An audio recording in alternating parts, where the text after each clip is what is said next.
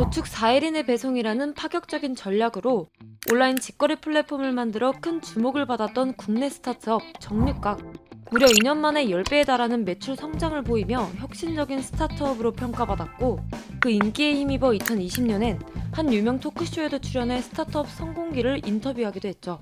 그런데 지난 4일 정육각의 기업회생 절차를 밟고 직원 전원이 권고사직 통보를 받았다고 알려지며 또 한 번의 주목을 받고 있는데요. 소화도 못할 기업을 먹어놓고 배가 터져버렸네. 키키. 완전 자본금도 없이 90%를 대출받아서 기업 인수하는 게 전세 사기랑 뭐가 다르냐? 그냥 신생 스타트업이 망한 거 아니야? 왜 이렇게 난리가 난 거지? 스브스뉴스가 이 자세한 내막을 쉽게 정리해봤습니다. 2016년 문을 연 정육각은 식품 스타트업 중 이례적인 속도로 성장했습니다. 중간 유통 과정을 없애고 소비자에게 직접 판매하는 D2C 방식을 통해 유통 혁신을 이뤄낸 것이 큰 인기 요인이었죠. 정육각은 매출이 늘어남과 동시에 적자폭도 함께 커졌지만 성장 가능성을 입증하는 것이 더 중요했기에 빠르게 몸집을 키워가기 시작합니다. 그렇게 고공행진을 달리던 정육각, 기업의 생사를 바꿀 대전환점을 맞이하게 되는데요. 2022년 4월 유기농 브랜드 초록마을을 인수하게 되면서였죠. 인수 금액은 약 900억 원. 이커머스 기반의 축산물 신선식품을 다루는 정육각과 오프라인 매장 기반의 과체류를 주로 다루며 다양한 협력사와 PB 상품을 개발 판매하고 있던 초록마을. 이 두 회사가 합치면 더 큰 시너지를 낼 수 있겠다고 생각한 거죠. 그런데 이 행보가 굉장히 특이할 수밖에 없었던 게요. 초록마을은 2002년에 시작해 20년 넘게 이어온 나름 내실 있는 기업이었습니다. 오프라인 유통 매출만 2천억 원에 달했죠. 2022년 기준 총 380개의 점포를 운영하고 있었고요. 매해 대박이 날 일은 없어도 유기농을 선호하는 마니아층 사이에선 나름 유명한 회사였습니다. 그런데 인수 당시 정육각의 연매출은 400억 원. 성장세가 뚜렷한 스타트업이긴 했지만 초록마을에 비하면 턱없이 작은 규모였죠. 쉽게 말해 이제 막 달리기 시작한 스타트업이 2천억 원대 매출 규모의 초록마을을 인수했다는 건데, 문제는 여기서 시작됩니다.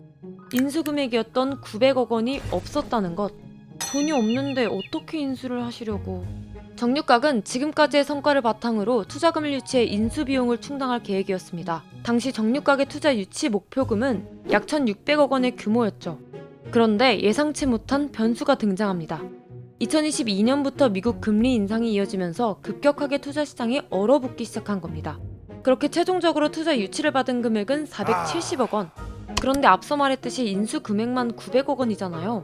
정육각은 이 한참 모자란 인수금을 지불하기 위해 캐피탈사에서 나머지 320억 원의 단기 자금 대출을 받습니다. 이때부터 정육각은 급속도로 내리막길을 걷게 되죠. 인수대금 지급 말고도 투자 유치 준비, 초록마을과의 내부 통합 작업 등 여러 이슈가 겹친 탓이었습니다. 그렇게 2021년 282억 원이었던 자본 총계는 2022년 마이너스 1.4억 원으로 급락하게 됩니다. 이후엔 살아남기 위해 대규모 인력 구조 조정과 마케팅 비용을 축소하는 등 체질 개선을 시도하기도 했고요. 그래도 상황이 여의치 않자 결국 2025년 7월 4일 정육각과 초록마을은 기업회생 절차 개시를 신청하게 된 거죠. 그리고 더 큰 문제는 그 다음부터 이어졌는데, 현재 250여 곳에 달하는 초록마을 협력업체가 100억 원이 넘는 납품 대금을 받지 못했고 전국 230여 개 가맹점으로도 피해가 확산되고 있는 실정입니다. 그런데 여러분, 이 정육각 사태에 어딘가 익숙하지 않으세요? 지난해 이커머스 플랫폼인 티몬과 위메프가 무리한 몸집 불리기를 시도하다 판매 대금을 판매자에게 지급하지 못했던 일명 티메프 사건과 비슷한데요. 최근 국내 유통업계 사이에서 이러한 미정산 사태가 계속 발생하고 있습니다. 근데 저는 궁금했던 게 어떻게 자기 자본이 없는 기업이 자기보다 거의 몇 배가 큰 기업을 인수를 그냥 할 수 있는지. 기술 기반의 스타트업 같은 경우에는 투자를 할 때 조금 공격적으로 투자를 하기도 합니다. 자본금이 자기보다 몇 배 큰 기업을 인수하기도 해요. 그래서 성공하는 케이스들도 있어요. 그 큰 기업을 인수를 할 때 충분히 이제 준비를 하고 여러 가지 안전장치들이 있어야 되는 거죠. 이번 같은 경우에는 결과론적으로 보면은 그러한 과정이 굉장히 좀 부실하지 않았을까. 전문가들은 이러한 국내 유통업계의 미정산 문제를 막기 위해선 온라인을 기반으로 하는 유통산업에 대한 제도적인 장치가 마련되어야 한다고 강조합니다. 전통적인 유통산업에는 이제 법적 제도적인 안전장치가 그래도 어느 정도 마련돼 있어요.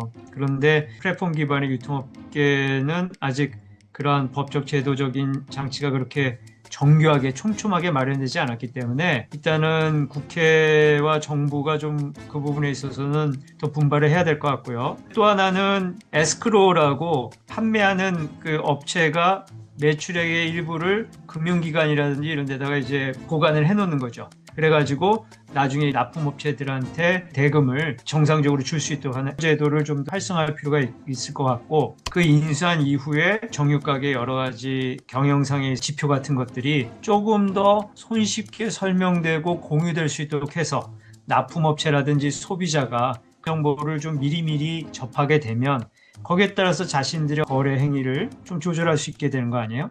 그렇다면 벼랑 끝으로 내몰린 정육각은 다시 살아날 수 있을까요? 일단 구조조정을 해서 현금화할 수 있는 자산을 지금 당장 아깝더라도 자산을 매각을 해서 현금화하고 이해 당사자들에 대한 충분한 납품 대금을 지급을 한다라든지, 그래야만이 이 기업이 그래도 살아남을 수 있는 길이 열릴 것 같다는 생각이 들어요. 이런 유통업계 미정산 사태가 반복되자 일각에서는 사기공화국이라는 말까지 나올 정도로 체념하고 있는 분위기인데요. 앞으로 이런 일이 벌어지지 않으려면 우리 사회에 어떤 제도가 필요할까요? 여러분의 생각을 댓글로 알려주세요. 이번 영상을 만든 PD가 추천하는 영상도 보고 가세요. 스브스 뉴스의 다른 영상을 즐기시려면 구독 버튼을 꼭 눌러주세요.